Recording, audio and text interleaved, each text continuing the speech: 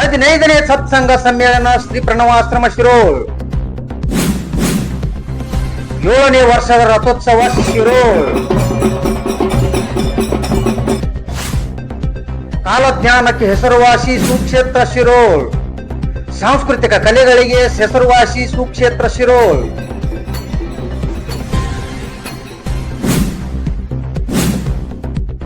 ವಾದ್ಯ ಮೇಳಗಳಲ್ಲಿ ಮುಂಚೂಣಿಯಲ್ಲಿ ಶಿರೋಳ್.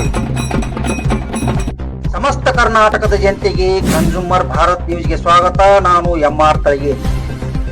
ಬಾಗಲಕೋಟೆ ಜಿಲ್ಲೆಯ ಮುಧೋಳ ತಾಲೂಕಿನ ಸುಕ್ಷೇತ್ರ ಶಿರೋಳ ಗ್ರಾಮದ ಶ್ರೀ ಪ್ರಣವಾಶ್ರಮದಲ್ಲಿ 15ನೇ ವರ್ಷದ ಸತ್ಸಂಗ ಸಮ್ಮೇಳನ, ಶ್ರೀ ಸಿದ್ಧಲಿಂಗೇಶ್ವರ ಜಾತ್ರಾ ಮಹೋತ್ಸವ ಪರಮ ಪೂಜ್ಯ ಶ್ರೀ ಯಮುನಾನಂದ ಗುರುಗಳ ಸ್ವದಿಚ್ಛೆಯ ಮೇರೆಗೆ ನಡೆಯಿತು.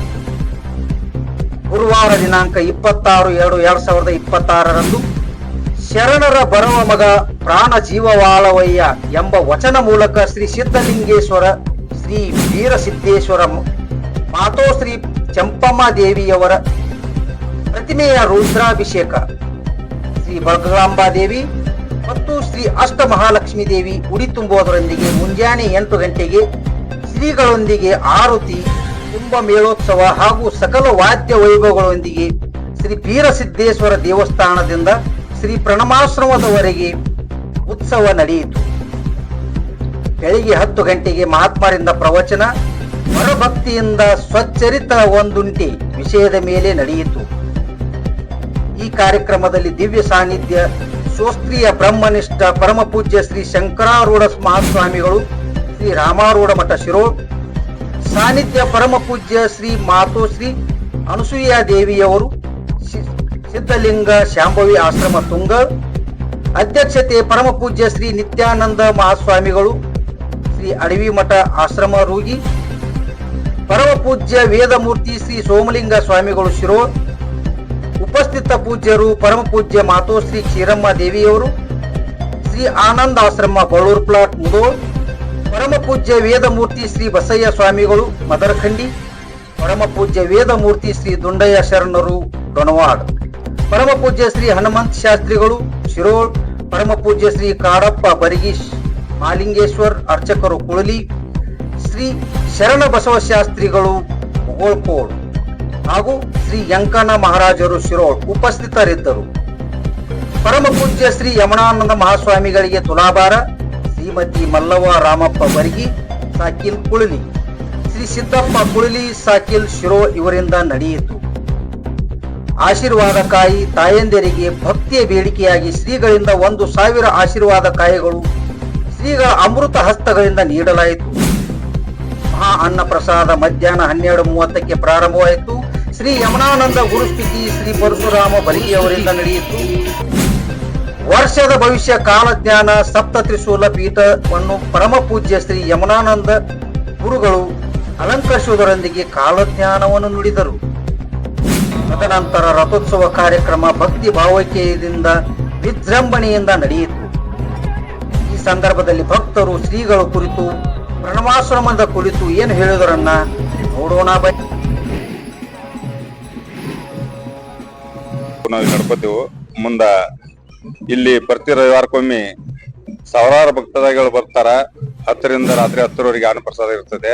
ಪ್ರತಿ ಶ್ರಾವಣ ತಿಂಗಳ 1 ತಿಂಗಳ ಪರ್ಯಂತ ಪ್ರವಚನ ನಡೀತದೆ. ಸಂಜೆಗೆ ಅನ್ನ ಪ್ರಸಾದನೂ ಇರುತ್ತದೆ. ಇದು ಬರಾಕ 15 ವರ್ಷ ಆಯ್ತು ಜಾತ್ರೆ ನಡೆಯಾಕೈತಿ. ಅದ್ರಾಗ ಇದು 7ನೇ ವರ್ಷ ತೇರು ರಥೋತ್ಸವ ನಡೆಯುದು. ಸಾವಿರಾರು ಭಕ್ತಾದಿಗಳು ಬಂದು ಹೋಗ್ತಾರ. ಇಲ್ಲಿ ಬರುವಂತ ಭಕ್ತಾದಿಗಳ ಕಷ್ಟವನ್ನು ಕಳೆಯುವಂತ ನಮ್ಮ ಯಮುನಾನಂದ ಗುರುಗಳ ಆಶೀರ್ವಾದದಿಂದ ಎಷ್ಟೋ ಮಂದಿ ಆರೋಗ್ಯ ಆಗಿದ್ದಾರ. ಬರೋ ಭಕ್ತಾದಿಗಳು ಯಾವಾಗೂ ಬಂದು ಅಪ್ಪಾರ ಆಶೀರ್ವಾದ ತಗೊಂಡ್ರಂದ್ರ ಇಲ್ಲಿ ಆರಾಮಾಗಿ ಹೋಗ್ತಾ ಇದಾರ. ಮಕ್ಕಳ ಮರಿಗಳು ಎಲ್ಲಾ ಚೆನ್ನಾಗಿರ್ತಿದಾವ. ನಾನು ಬಸಪ್ಪ ರಾಮಪ್ಪ ಬರ್ಗಿ, ನಮ್ಮ ಊರು ಕುಳಿಲಿರಿ. ಇಲ್ಲಿ ನಾವು ಬರಾಕತ್ತಿ 2001ರಿಂದ ರೀ. ನಮ್ಮ 2001-2ದಾಗ ಬಾಳ ಕಷ್ಟ ಇತ್ರಿ. ನಮ್ದು ಕಷ್ಟ ಇದ್ದಾಗ ಏನ್ ನಾವ್ ಅಜ್ಜಾರ್ ಕಡೆ ಏನ್ ಬರಾತಿದ್ವಿ, ನಮ್ ಕಷ್ಟ ಎಲ್ಲಾ ದೂರ ಮಾಡ್ರಿ ಅಜ್ಜಾರ್ರಿ. ಮತ್ ನಮ್ಗ ಏನ್ ಇದ್ದಿದಿಲ್ರಿ. ಅವ್ರ ಆಶೀರ್ವಾದದಿಂದ ಎಲ್ಲಾ ಚಲೋ ನಮಗ ಆಶೀರ್ವಾದ ಚಲೋ ಮಾಡ್ಯಾರ್ರಿ. ನಾವ್ ಪ್ರತಿ ವಾರ ಸಂಡೇಕೊಮ್ಮೆ ಪ್ರತಿ ವಾರ ಅಪಾರ ಅಂತ ಮಠಕ್ ಬರ್ತೀವ್ರಿ. ಮತ್ತ ಅಮಾಸಿನೂ ಬಂದಿರ್ತೀವ್ರಿ. ಅವ್ರ ಆಶೀರ್ವಾದದಿಂದ ನಮಗ ಚಲೋ ಆಗೈತಿ. ಪರಮಾತ್ಮ ಗೀತೆಯಲ್ಲಿ ಒಂದ್ ಕಡೆ ಹೇಳ್ತಾನೆ, ಪತ್ರಂ ಪುಷ್ಪಂ ಪರಂ ತೋಯಂ ಏಮ್ಯ ಭಕ್ತ್ಯ ಪ್ರಯಚ್ಛತಿ.